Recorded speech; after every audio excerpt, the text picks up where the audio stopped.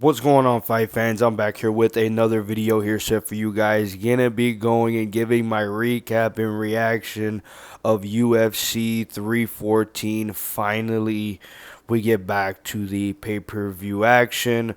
Great stacked card overall. I've been waiting and anticipating for this card to happen for quite some time since it's been announced, because usually these past fight nights that has been happening, going on, that being London and Mexico City and the Apex, has been quite of letdowns. So we get into this card, and the first one we have is Nora Cannoli versus Haley Cohen. Nora, really known for his stand-up, her Muay Thai kickboxing game, is an absolute monster on the feet. And Haley Colvin, really, her only job was to really take this to the ground, but Nora Cannoli was just in control, bars, throughout the majority of this fight, especially with it being on the ground, threading with submissions, constantly having Haley Cohen in very bad positions. She actually makes it out of the first round. They go into the second round, and obviously you could see his picture above. Nora Cannoli puts this nasty rear naked choke. This is a kickboxing and Muay Thai practitioner expertise woman, and she's getting in with her grappling. She has a call out for Aileen Perez. Aileen's been streaking. It would be a banger of a fight between these two women, especially knowing the background of Nora and her stand-up game. Now also with the submission game mixed in as well. It's nice to be able to see that. And moving up the card, we had 100% the fight night of the night, and also the performance of the night, in my honest opinion. Tresean Gore versus Marco Tulio. These guys went to absolute war. Best round by far of the year. That first round was absolutely insanity, trading blow for blow. Marco Tulio, really known for his stand-up game. Tresean Gore kind of streaking with these two standing guillotines that he has from back to back, but has gotten his confidence, his momentum the right way. Had Marco Tulio pressure throughout the majority of that first round, having him moving back, but Marco was really staying busy with the kicks, with the stand-up, just mixing up his approaches wherever he was going with Tresean Gore. And Tresean Gore lands a nasty right down the pipe.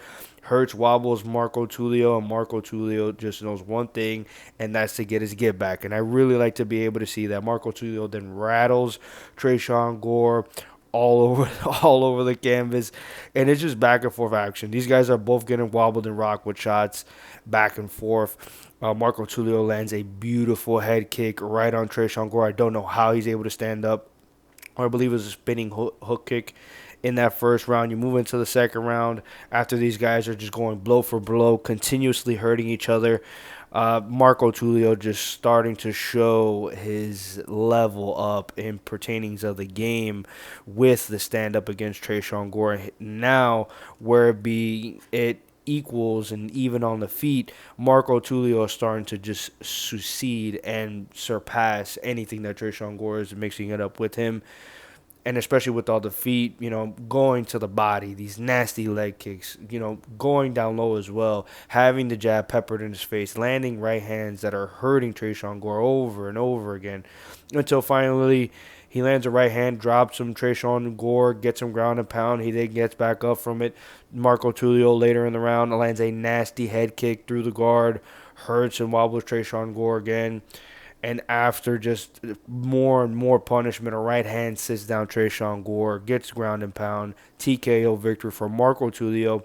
Shout out to Tresean Gore. His heart, his determination is on another level, but Marco Tulio is showing to prove that he is the prospect on the rise that the UFC need right now in the middleweight division. Just adding another dude, especially from the Shoot the Books camp, is absolutely needed right now. And especially in the stacked middleweight division, how everything is looking. Prospect moving up. He's looking really good. And moving up the card, we had Samarji versus Mitch Raposo. Went with Samarji. So far we're 2-0 on the cards in terms of predictions.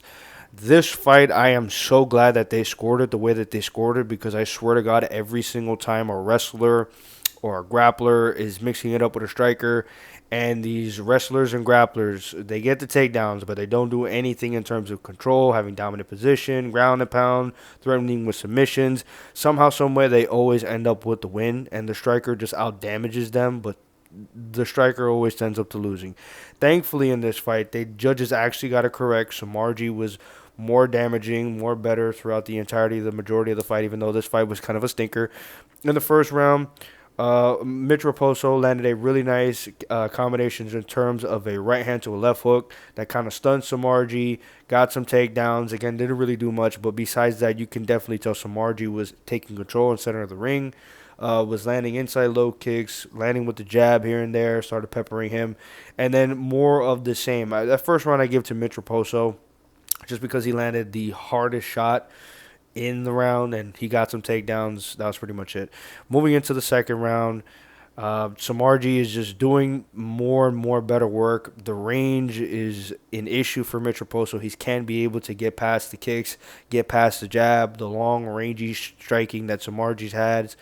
Mitch Raposo lands pretty much no strikes. You can say the same thing for the third round. I'm pretty going to overlap with the second and third round. No real strikes landed. He gets takedowns, or he gets his takedown stuff. He's trying to be able to do some work along the fence. Doesn't do anything and doesn't really succeed. And especially on the feet, Samarji is just, again, taking control of the center of the octagon, really just putting the pace on him, being rangy with his attacks, and using his advantages to the best of his abilities. And he just outpoints Mr. Raposo. And again, usually in most of these contests that they usually have, with it being a wrestler and a grappler, for some fucking dumb reason, the UFC and their judges, they go along with it, and they go with the wrestling grapplers. Finally, we're starting to take heed of that and take the notion of damage comes first. Now, moving on up the card, we got Cedric Dumas versus Mikhail Olasejchik, and thankfully, we got back to the finishes on this card. Pretty much was what you expected it to be. Mikhail Olasejchik, his record looks pretty nasty, but the competition that he's been facing, especially of recent, is just high level. Now he has Kyle Barajo in his corner, working with the fighting nerds, so you could definitely see an upgrade pertaining to him, and definitely a downgrade in terms of competition of who he's recently been facing in his resume and his record previously before. And Cedric Dumas, is long, rangy, is a known kickboxer, quote unquote, and throughout the majority of the fight, he just looked super uncomfortable, was moving on his back foot the majority of the time, was landing nothing of note, really like pussy pity patter shots that he was trying to be able to get Mikhail away from him. And Mikhail was having some success with landing shots to the body, that being straight shots, that being right hands, jabs, and really just pressing forward and having the action and just continuing to cut off the ring well, just kind of drowned Cedric Dumas, and Dumas just didn't have an answer to it. And he just wilted to the pressure, and as soon as he wilted, he got hit with a shot on the forearm. Literally, it was on the forearm. It wasn't landed by a fist by Mikhail Olasejchik. Got wobbled, got dropped, and he's on his back, and he's having ground and pound landing on him. And unlike Tresean Gore early on this card, Tresean Gore actually, from the ground and pound that Marco Tulio was trying to be landed on at first, he actually tried to be able to get up, really fight his way out of it. Cedric Dumas was blocking the majority of the strikes and majority of the ground and pound that was coming his way, but he didn't do anything to be able to get out of the position. He complained about it. He whined about it. Maybe he should go back to fighting women, because that's the best thing that he's able to do. He can win those type of fights and those type of competitions. But against real men like Mikhail Olasejchik, especially now running with the fighting nerds, he's not going to have that same type of success. What do you expect? So, yeah, Mikhail Olasejchik comes out. Another dub for me on the predictions. Shout out to me. And up the card, we got pretty much a rendition of Old Yeller. Mr. Darren Elkins, the old wily vet that he is. Mr. Damage had a lot of damage on him today. Or tonight, excuse me. I mean, it was great to be able to see Juliana Rosa actually pull it off. In the beginning, Darren Elkins looked pretty okay on the feet. They were trading shots here and there. And then Juliana Rosa just, he got taken down, but he actually, I guess, wanted the fight to be on the ground so he can do some quote-unquote damage. But Darren Elkins was not for it, and while he wasn't, he got a nasty up kick landed right on his freaking, not on his chin, right on the nose. But after he got hit with those type of like up kicks, it was like two of them that landed pretty clean on him. He didn't recover from it at all, and you could definitely tell. And this was early in the first round, and this fight didn't finish until late in the first round. Kind of disappointed that Juliana Rosa, it took him that long to be able to get with it, but he was being patient. He didn't want to wane his gas. He didn't want to get into a firefight and get caught with something, back towards him. But Darren Elkins was literally looking like a pup, an old dog out there, just ready to get taken out back and get put out of his misery. And eventually he did. He got hit with a few shots after that, and he just couldn't recover from up kicks. I mean, you have a 40-year-old man that's been in there, has taken a lot of damage. And while he has taken a lot of damage, that being Darren Elkins, after you take all those shots, eventually they catch up to you, and you can't take them as well as you used to.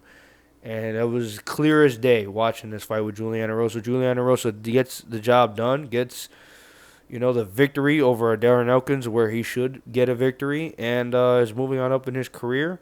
And he got a TKO victory. Kind of a late stoppage.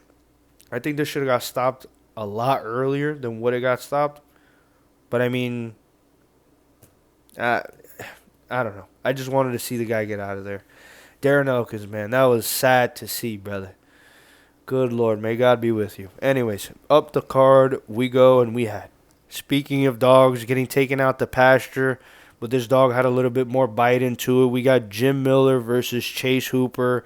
Another one of those matchups where we got the old, wily veteran, the crafty vet that has some left, and the young and up-and-coming prospect, that being Chase Hooper. And Chase Hooper has been on an absolute run, even though he's been going up against the older, washed vets that, kind of need to get out of the UFC. He's just taking them out for cannon fodder, but he's been looking really good when he's matched up against those type of guys, that being his last win against Clay Guida. Before that, he had an impressive victory over Vyacheslav Borshev, who I actually rate, even though he's not great or, really good, but he is, being unranked, he's actually pretty decent, especially with the kickboxing. Jim Miller in this first round was actually very, very competitive. Jim Miller was having some success on the feet. Chase Hooper was doing his thing with the range. And then they get into the grappling. They get into the scrambles. Jim Miller was having some success. Him trying to be able to get a guillotine. Him landing some ground and pound shots. Then Chase Hooper gets on top. He gets top control as well. He also was on the back of Jim Miller while Jim Miller was standing. So he was threatening with the rear naked choke. Him having the body lock, the body triangle on Jim Miller, just trying to wilt away all the power away from Jim Miller. And while it was very competitive, you can see it going either way. Honestly, I lean more towards Jim Miller. After that first round, Jim Miller had nothing left in the tank, brother.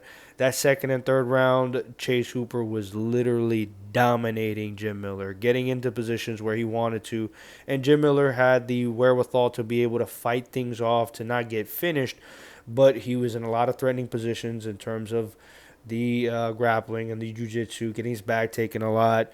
Also in the second round, also being in the same position that he was in the first round, that being in a standard body lock, being threatened with the submissions, that coming from Chase Hooper.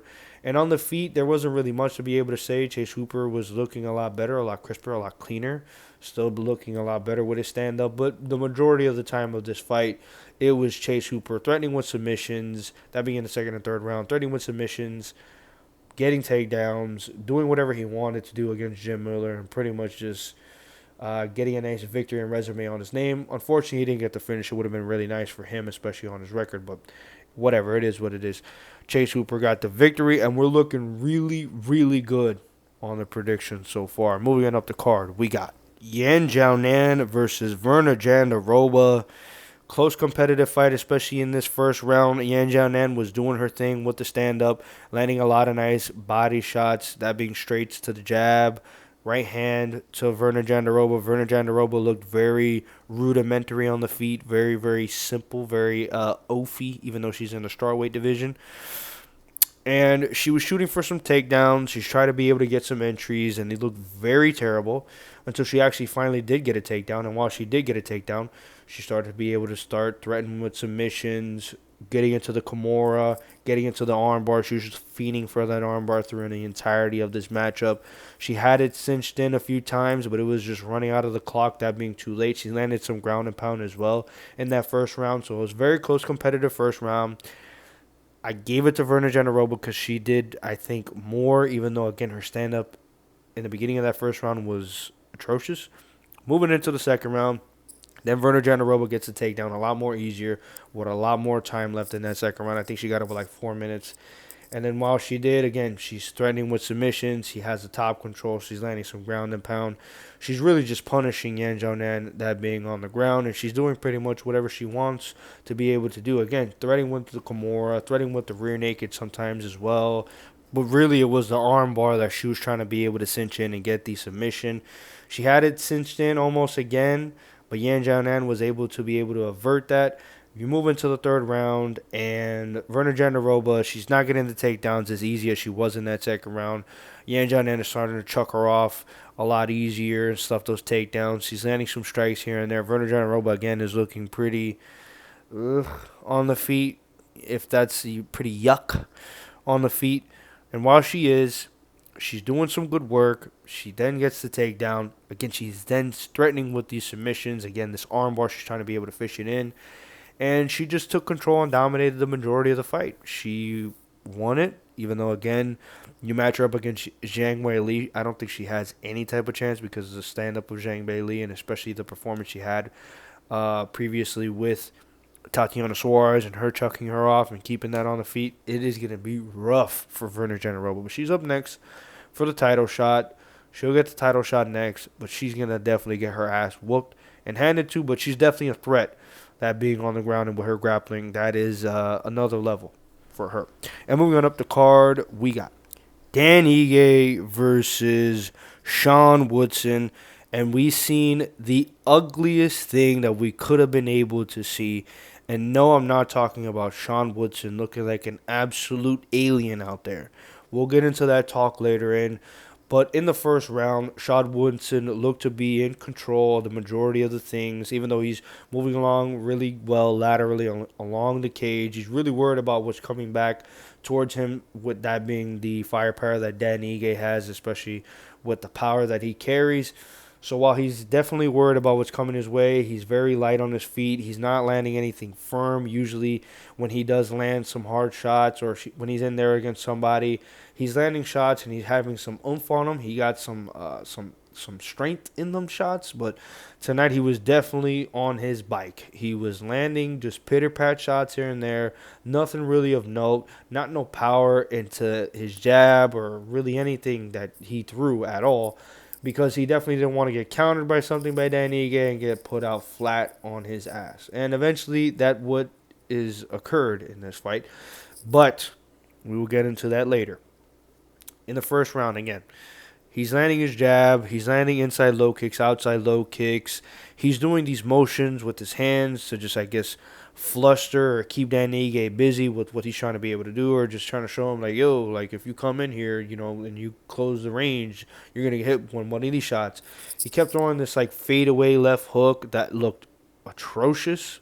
But, I mean, he just threw it not with any type of power. He just threw it more of just to land.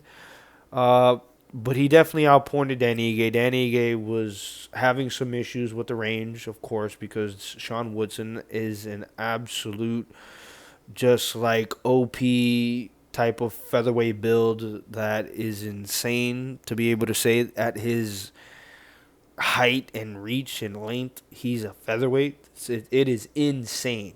He looks like an absolute alien out there, 100%. A Halloween costume. Halloween costume, Sean Woodson. That's what he is. In the second round, pretty much is the same thing. Dan Ige is having a little bit more success than what he did in the first round. But still, Sean Woodson is, fighting at his pace. He's doing what he needs to do. He's still landing his jab. He's frustrating and flustering Dan Ige. Still doing the things with his hands, just moving it around, pretty much just doing those things. I think he beats him. I think he outpoints him in the second round. So I think Sean Woodson is up 20-18 on the scorecards. Move on to the third round. Dan Ige has a fire up his butthole. And while he has that lid under him, He goes out on fire, and he's starting to let his shots go. He's starting to find his range. He's starting to just march in and just say, I don't care what you throw. I'm just going to go on there. I'm going to catch your little chinny chin that you got on that big head that you got, Mr. Sean Woodson, the Halloween costume. And he eventually does land a nice left straight. It wasn't really a straight. It was more like an overhand left in the southpaw position, right on the chin of Sean Woodson. Wobbles and hurts him bad. Has him stumbling all over the place. He's really on his back foot. He's on his bicycle. He's moving back. He's not trying to get hit with another shot. And Danny Ige just smartly, I will say this, was starting to mix up his targets, land nasty body shots to the body of Mr. Sean Woodson because, it's there to be attacked. He's a very big man in the featherweight division, that being the Halloween costume, Mr. Sean Woodson. And he's starting to hurt him. He has him, again, on the back foot, mixing up the targets, landing to the head, landing to the body, is doing his thing. He's looking really good, hunting for the finish. All of a sudden, Sean Woodson then flails for this disgustingly desperate takedown and is getting hit with like these ground and pound shots while he's still down.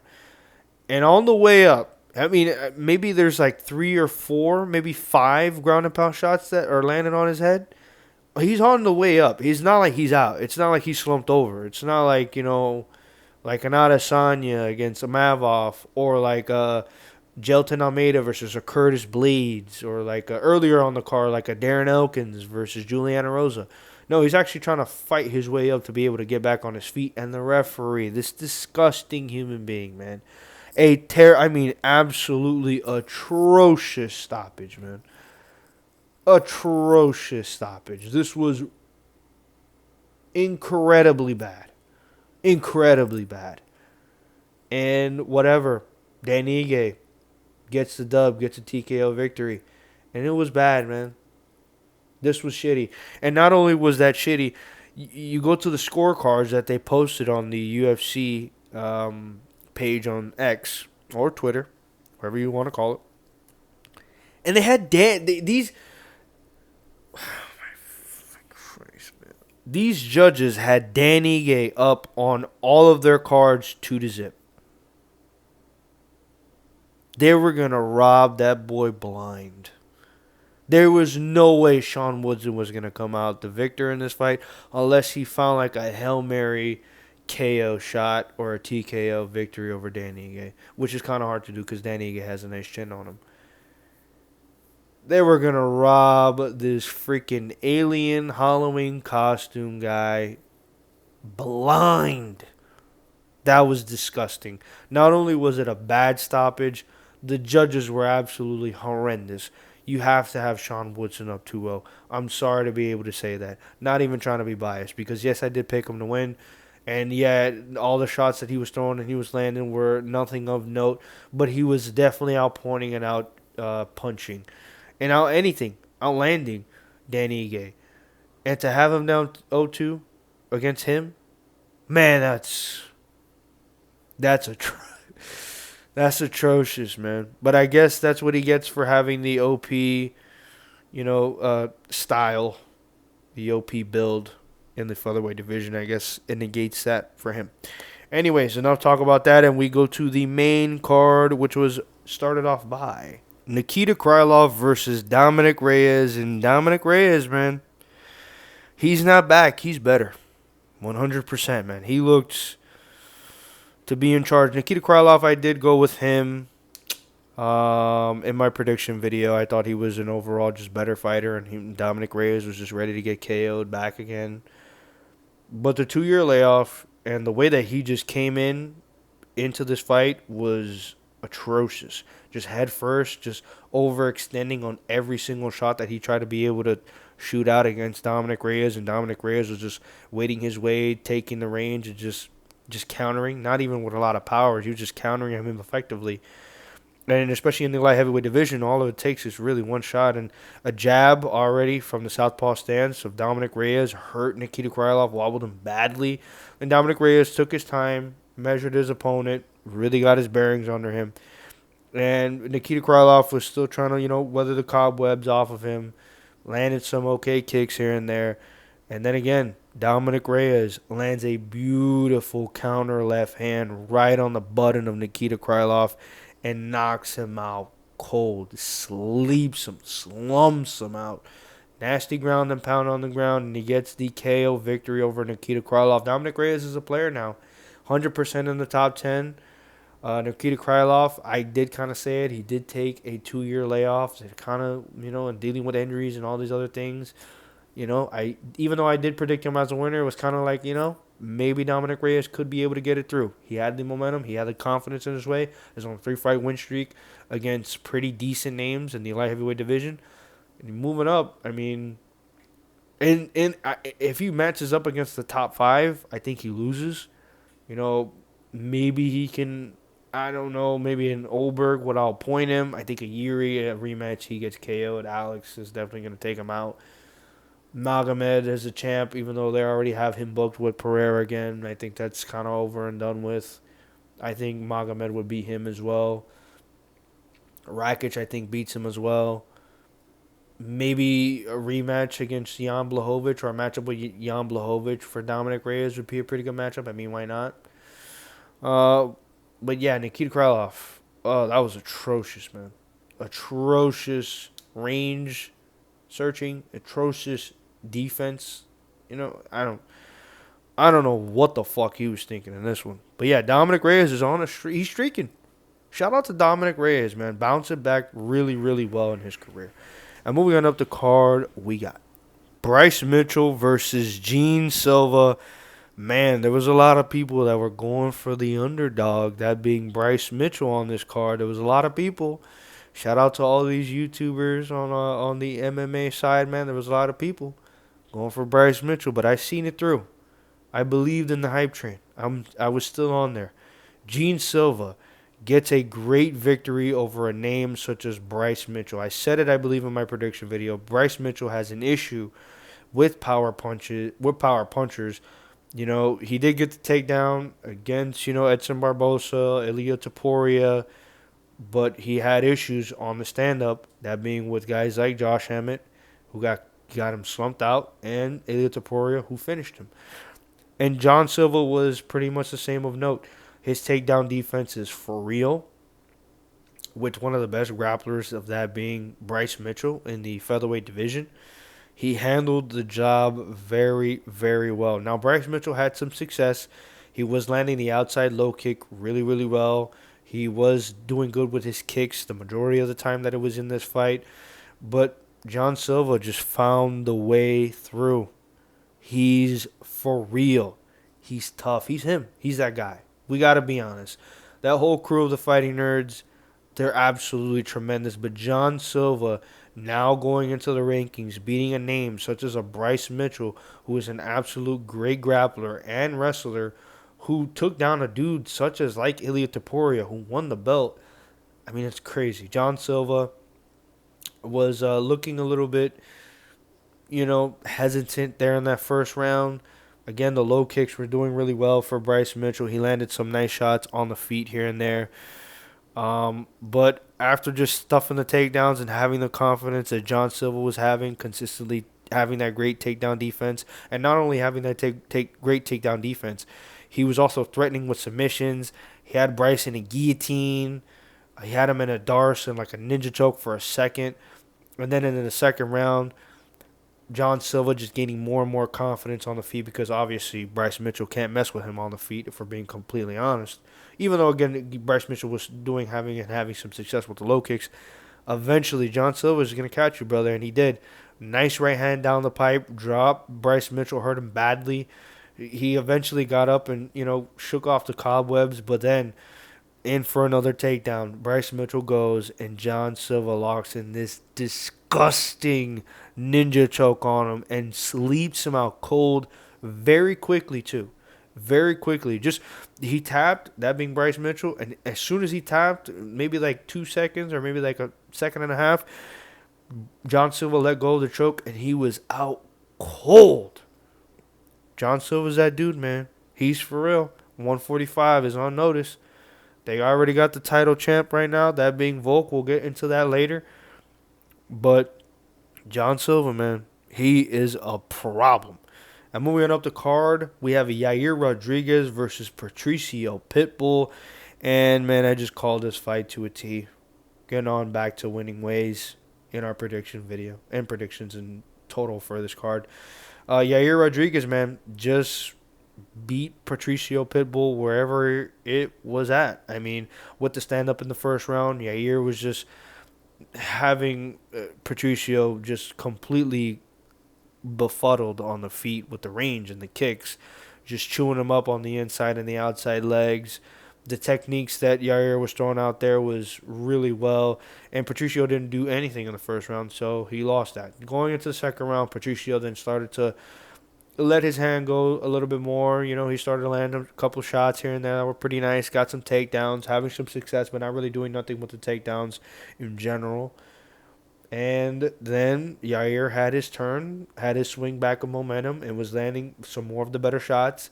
Got his own takedown, and was just doing more, in my honest opinion, compared to Patricio Pitbull. Patricio Pitbull, I don't know, man. He's going to be definitely an entertaining fighter. He's definitely going to get some knockouts the way that he's built in the UFC. I don't know how long his contract is because, that's not out there.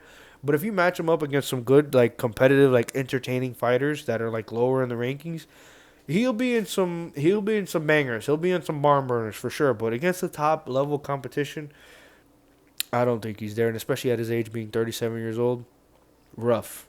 Rough night for Bellator. Moving to the third round. Patricio's having some moments. He gets some takedown. He lands some nice shots, but then Yair is just doing his thing, man. Yair looks completely revitalized. He looks reinvigorated. Taking that year off was really good for himself, especially with the grappling and the takedowns. You can definitely see improvements with that. It's with him working in Chicago and Bilal Muhammad now being a champion as well. Having that air around him was really rubbing off really well against him. Yair then knocks him down with a nice right hand down the pipe, lands nasty ground and pound on Patricio Pitbull. Damn near gets him out of there close enough, but Patricio, fights it off, wards it off. And then again, Yair is just having more and more success with the ground and pound. Patricio then pulls out, damn near gets an arm bar right on him, like with a minute left in the third round, while you're just throwing out a Hail Mary, almost cinches it in, but Yair gets out of the danger. Yair pulls it off, gets a nice victory, and he's right back into the rankings. I don't think he's next in terms of who's going to fight for the belt. I think that should go to Movsar Evloev, even though he's scheduled soon to be going against Aaron Pico, another dude that's coming from like Bellator or PFL area.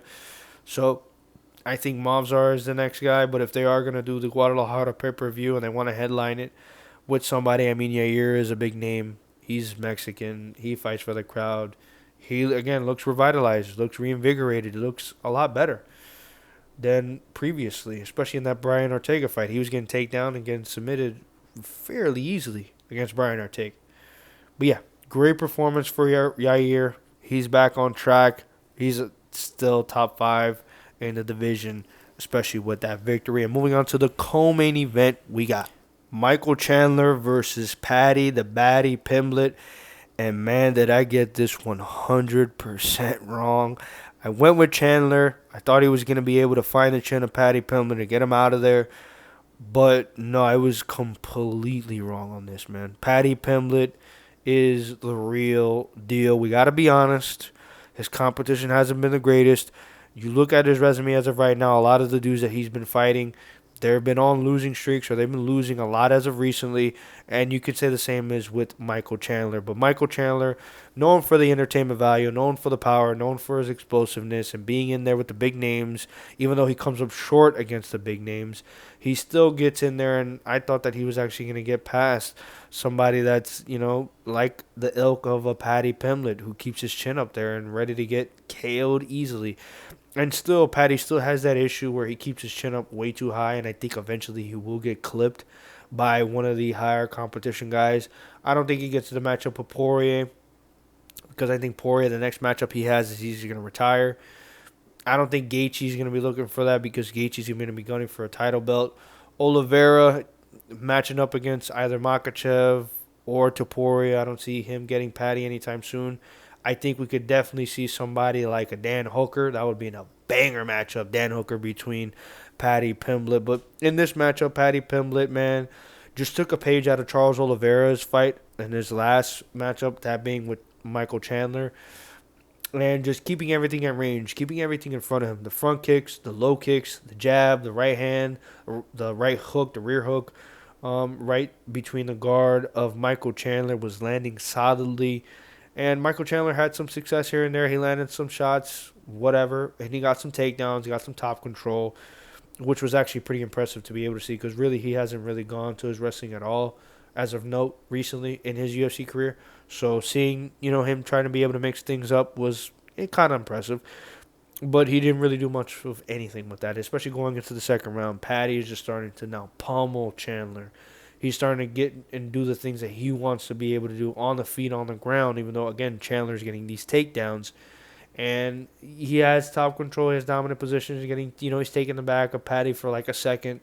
And he does Chandler things that is really dumb and gets too high and then goes over to the back and then losing control of the entire position. And now Paddy's on top of him and he's raining ground and pound and he's trying to be able to fish for submissions. I don't know, man. Michael Chandler looked completely washed to me, 100%. I think he needs to retire or just go for the big money fights every single time he's in there. I think he's definitely going to fall out of the rankings soon enough because he's just not that type of fighter anymore, man. And you move into the third round, it's just complete domination, man. Paddy the Baddy Pimblett just on the feet, on the ground and pound. He just pummeled Michael Chandler, man. He made Michael Chandler look, oh my, like, disgusting, man. Just disgusting, but a great performance by Paddy the Baddy.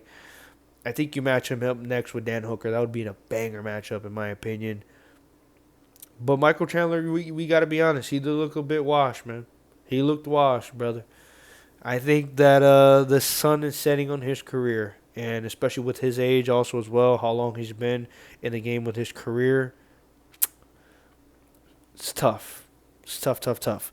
And we move on to the main event, and that was Alexander Volkanovski versus Diego Lopez. And, man, I honestly got to give myself a pat on the back, man. I predicted that main event to a T. To an absolute T. Vintage performance out of Alexander Volkanovski. Pulling the tricks out of his butthole. He really looked a form in peak position. Volk is back, baby. Volk is back. And he looked, I'm not going to say better than ever because he's not going to be better than his prime, but he looked damn near like he was in his prime again. Like he literally didn't have those matchups against Topuria or Makhachev recently of getting KO'd back-to-back. That year-long, detour that he had in his career, taking that layoff, was really good for him to be able to recover because his chin was tested quite a few times. And while he was tested and especially a lot of exchanges with a power puncher like Diego Lopez, he took some of the shots very, very well. You got to give him credit. He still has his chin. His chin is still intact, even though it got separated from his head twice before. But, I mean, that kind of goes to what Islam and Topuria is as of right now. Those dudes are younger, in their prime, and they're one of the best fighters in the world as of right now, them being 1 and 2 in my opinion. But back to Volkanovski, man. I think he swept it. I think he won 5-0. I think 4-1 is wrong, and I think 3-2 is wrong. I think he beat Diego Lopez handedly, even though Diego Lopez had a lot of moments in this fight, and he had some success, especially in that second round, getting that knockdown late in the second round. He did look just worse for wear, in my opinion. I think the lights were too bright. I think the moment was just too big for Diego Lopez. I couldn't envision him being champion. I could envision him KO Alexander Volkanovski. Yeah, especially after him coming off the back-to-back KOs and losing, his chance of being double champ and then losing his featherweight championship that he's been holding for quite some time. I could see him getting knocked out by Diego Lopez, but I just couldn't see Diego Lopez being a champ. I think it's way too early in his career, in my honest opinion. He has a long way to be able to go and a lot more experience to be able to get there through, but I just couldn't envision it happening, especially against Alexander Volkanovski. If this would have been a rematch between Topuria and Volk, I think Volk would have done a lot better in the first matchup compared to the first one with Topuria. But I think eventually he just would have got KO'd. I think Topuria is just on another level in terms of his boxing ability. He's a lot more technical and a lot more fluid compared to a guy like Diego Lopez. Even though Lopez did have a successful knockdown in this fight against Volk. In the first round, Volk was just doing his thing. He landed a beautiful, I think it was a right hand to left hook combination that really wobbled Diego Lopez hard, the most damaging shot in that round. And besides that, he was landing the inside low kicks and the jab was just money. Second round, Volk was then getting into his groove. The jab was just there on point all the time. Nasty left hooks landed right on the chin of Diego Lopez. And shout out to him because he took it very well. Right overhands were landing beautifully. Outside low kicks, inside low kicks, the front kick, the teep. The front, side roundhouse kick that Alexander Volkanovski likes to throw a lot was just throwing and just keeping Diego Lopez busy. And Diego Lopez technical ability with Alex Volkanovski, even with his age, is just not there with him yet at all. Moving to the third round, it's the same thing pretty much. Volk is just in his groove. He's in his flow state. He's just doing whatever he needs to be able to do and getting into exchanges with Diego Lopez as well. He's not fraying away from the fight and fraying away from getting his chin tested at all. He's mixing it up, and he makes it up very, very well. In the fourth round, Volk is still doing his thing. I don't know if it was a shot or was it he went for a takedown and he hurt his eye or something. But obviously he hurt his eye, his right eye. He was moving along and retreating. Before that happened, he was winning the majority of the fight, how he was winning it already. He was on the retreat. He was moving back. Obviously, he was hurt by something. But even then, Diego Lopez was throwing, and it wasn't landing. And while he wasn't really landing effectively, Volk was countering him easily and landing the better of the shots that were coming his way. And in the corner, he said that he was regaining his eyesight in that eye that he was having issues with. So I'm assuming he was hitting him with one eye, and he was getting in the better of the shots. And while he was, I think he out-countered him better. I think he beat him in that fourth round. I just think he did. Even after he, weathered the feathers that were in his mind and tried to be able to get away from, the punishment that Diego Lopez was trying to press on him. After that, he weathered the storm, and he started landing again the better shots. In the fifth round, the same thing, even though you got Diego Lopez more on the gas, more pressing forward, more landing a little bit more shots. Volk still has the issue of him leaning back or moving back in a straight line and keeping his chin straight up. So that's how he got hit in that second round. He got knocked down. Volk was doing very well with the takedowns. Even though he didn't really get a lot of takedowns, he was just mixing it up to be able to show that the threat of the takedown was there. But shout out to Diego Lopez because his takedown defense was absolutely tremendous. Not only was his takedown defense tremendous, his chin was tremendous as well. Because Volkanovski, not really known for having power, but the jab was landing at will. The overhand rights, I know they have some type of power, were landing at will. The left hooks were checking the chin of Diego Lopez. And he still was standing, and he took the shots, and he kept moving forward. So Diego Lopez, I think he has a lot to be able to look forward to in terms of experience and him learning more and getting in there and getting this loss on him and, tasting this type of defeat at the highest level, really just coming so close to getting the gold. But Alexander Volkanovski, man, I predicted this to a T. I really, really, really did. He got the job done, and he looked awesome. Awesome.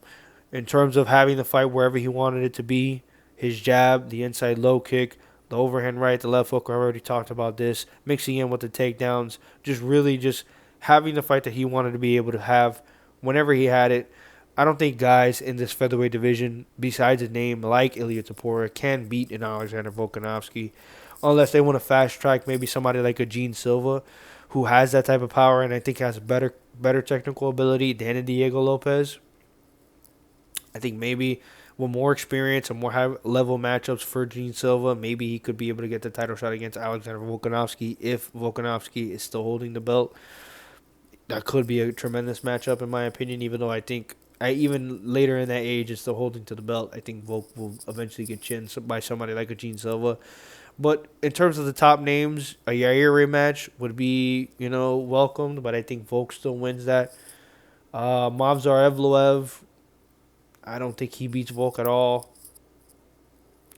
there's nobody in the featherweight division as of right now that I think could beat Volkanovski, especially coming off the layoff, recovering well from the KOs, getting that monkey off his back, being the first person over 35 or 36-year-old to be able to get a title belt and win a title belt at his age in those lower weight divisions. An incredible performance by Alexander Volkanovski. I think he's here to stay for quite some time. I think he'll definitely defend the belt maybe 2 or 3 more times, however he wants to go. But yeah, I did absolutely tremendous on this card, man. I went 1-0, 2-0, 3-0, 4-0, 5-0, 6-0, 6-1, 6-2, 7-2, 8-2, 8-3, 9-3. 9-3 on this card. That's actually really good. Really, really good. If Sean Woodson, if that TKO didn't happen and he recovered well and went throughout the majority, well, they were going to rob him blind anyway, so I would have lost that regardless. But hindsight, it being in reality, he should have won. If, whatever, but we're not talking about ifs. Like this video if you obviously like this video. Comment your opinions on this UFC card, pay-per-view card that recently just got done. And subscribe, UFC fans, because I'm here, you're here. And why not subscribe?